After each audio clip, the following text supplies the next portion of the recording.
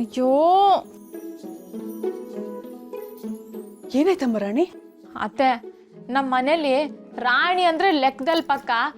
ಒಂದ್ಕಿತ ಲೆಕ್ಕದ ಪುಸ್ತಕ ನೋಡ್ಬಿಟ್ರೆ ಸಾಕು, ಕ್ಷಣದಲ್ಲಿ ಲಾಭ ಎಷ್ಟು ನಷ್ಟ ಎಷ್ಟು ಅಂತ ಹೇಳ್ಬಿಡ್ತಾಳೆ ಅಂತೆಲ್ಲ ಹೊಗಳ್ತಿದ್ರು.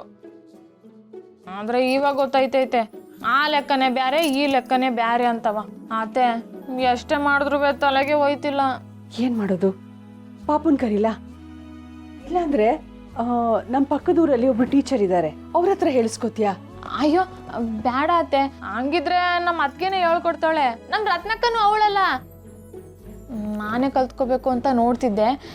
ಇರಿ, ಯಾವುದಕ್ಕೂ ಇನ್ನೊಂದೆರಡು ಕಿತ್ತ ನೋಡ್ತೀನಿ, ಗೊತ್ತಾಗ್ತಿರ್ಬೋದು.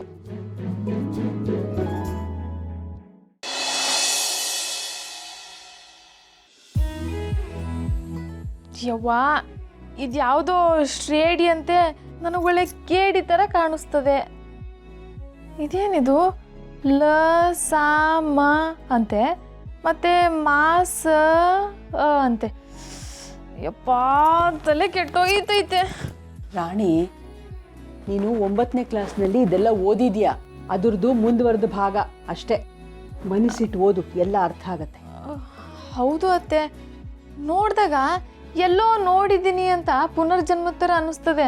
ಆದರೆ ಗಮನ ಕೊಟ್ಟಾಗ ಗೊತ್ತೈತೈತೆ. ಹೈಕ್ಲೆಲ್ಲ ಮತ್ತೆ ಎಕ್ಸಾಮ್ ಕಟ್ಟಿ ಪಾಸ್ ಆಯ್ತಾರಲ್ಲ, ಅವ್ರಿಗೆಲ್ಲ ಒಂದು ದೊಡ್ಡ ನಮಸ್ಕಾರ. ಓದು.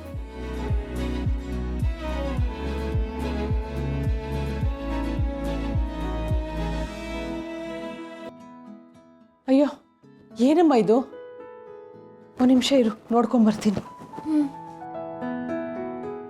ರಾಣಿ, ಏನಾಗಿದೆ ಅಂತ ಗೊತ್ತಾಗ್ತಿಲ್ಲ. ಮೋಂಬತ್ತಿನೂ ಸಿಗ್ತಿಲ್ಲ, ಎಮರ್ಜೆನ್ಸಿ ಲೈಟು ಸಿಗ್ತಿಲ್ಲ. ಏನಾದರೂ ವ್ಯವಸ್ಥೆ ಮಾಡ್ತೀನಿ, ನೀ ಇಲ್ಲೇ ಇರು. ಅವ ಮಕ್ಕಳವ, ಇನ್ನು 2 ದಿನದಲ್ಲೇ ಪರೀಕ್ಷೆ ಐತೆ. ಏನು ಮಾಡಬೇಕು, ಹೆಂಗೆ ಓದಬೇಕು ಅಂತಲೇ ಗೊತ್ತಾಯ್ತಿಲ್ಲ. ಒಂಥರ ಭಯ ಐತೈತೆ. ನನ್ನ ಗಂಡನ ಪಟ್ಟ ಉಳಿಸ್ಕೋಬೇಕು ಅಂದರೆ ನಾನು ಸಂದಾಗಿ ಓದಿ ಪರೀಕ್ಷೆ ಪಾಸ್ ಆಗಲೇಬೇಕು. ಅವ ಮಕ್ಕಳವ, ಹೆಂಗಾರ ಮಾಡಿ ಒಂದು ಸಣ್ಣ ಬೆಳಕು ಬರಂಗೆ ಮಾಡವ.